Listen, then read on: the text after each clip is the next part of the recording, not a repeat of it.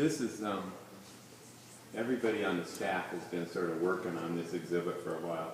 This is actually a store that was down in the same block. It's in this big two-story brick building down here, and it was called the Center Grocery and Market. So this is late 20s. Everything we've been talking about today was almost the 1920s and 30s.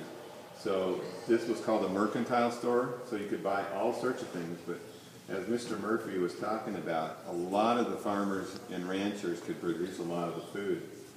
But there are things like here that you didn't. So a lot of those are coffee cans. Every one of these from here on is different kinds of coffee. And so there were, today, you know, you grind your own and you do some things like that. But there were all these different coffee companies. And they sort of had them privatized because there was companies in Denver that had their own. And it's amazing, different things. And then baking powder and spices and things like that came in different packages because they could reuse them.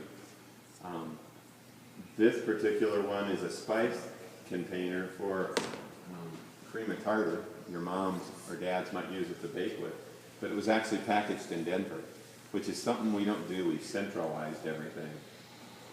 And I don't know if anybody in your house uses baking powder. Anybody use baking powder for baking?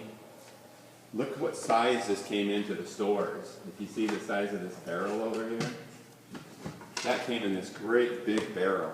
So everything was done, and then it was poured in. And anytime Mr. Murphy wants to correct me, we can do that too. But then it would actually be probably packaged and put a sack in the grocery store. So you wouldn't always buy baking powder in a container. Again, it was all, a lot of things were done for you in a store. And you just would come down with a list, and then they would check off what they had in the list and what they wanted to use for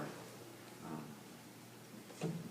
And the other thing they didn't have was anything computerized. So if you checked out at the register, and this one's open, so I can't really do that. Every time you put in a number, you had to do it manually, and the item would have it done. You actually had to turn this crank, and it was all mechanical inside to ring it up and add what your total was, so at the end of it. And again, if you look up here, the type of currency they used was far different. There was no credit cards, no debit cards. There were checks that they could write out on a bank. And sometimes they could even put the name of the bank and actually write it in there. You didn't have your checks. You could sort of change your checks a lot because it was such a small economy.